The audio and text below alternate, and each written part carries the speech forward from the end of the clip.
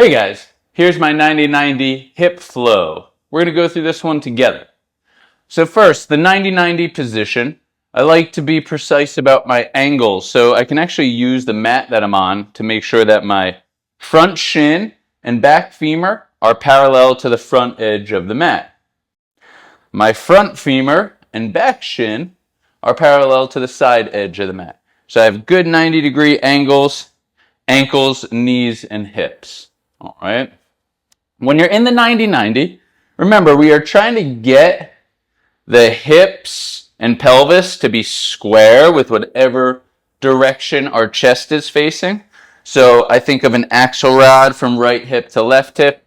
Is that square or has it kind of turned open while I'm in this end range? At this end range, always try to get that back hip around and don't be afraid to use your fingers. All right. I'm going to start taking a breath here. And then I'm going to slowly open this back knee, trying to keep this one down on the floor. Opening, opening, opening. I can use my hands. Now I'm starting to feel some stretch in these inner thighs because I'm not letting those two spots come close together. I can have hands there, or I can just keep them back behind me, depending on your current level of mobility. I'm going to try to get this right knee down to the floor.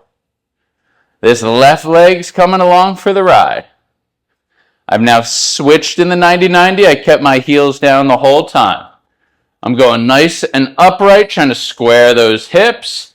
And then I'm going to forward fold down towards that right side.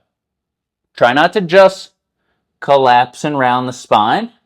Notice I'm trying to keep a nice long neutral spine as I glide forward from my hip on this right side. And I'm using my right arm to help me stay upright so that I don't topple over. I'm tighter on this side than I am on the other side. I take my breath.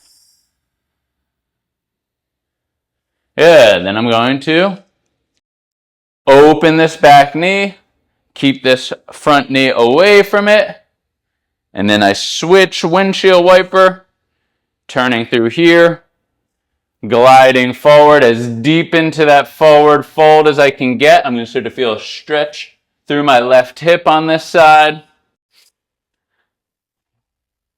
And I breathe. And so as we move through this, remember the importance of breathing, creating some tension through the muscles in the appropriate areas, inner thighs, outer thighs. And being patient with how deep into the position you go so that you don't just flop through the spine and fold. We're trying to increase hip here. That is my 90-90 flow.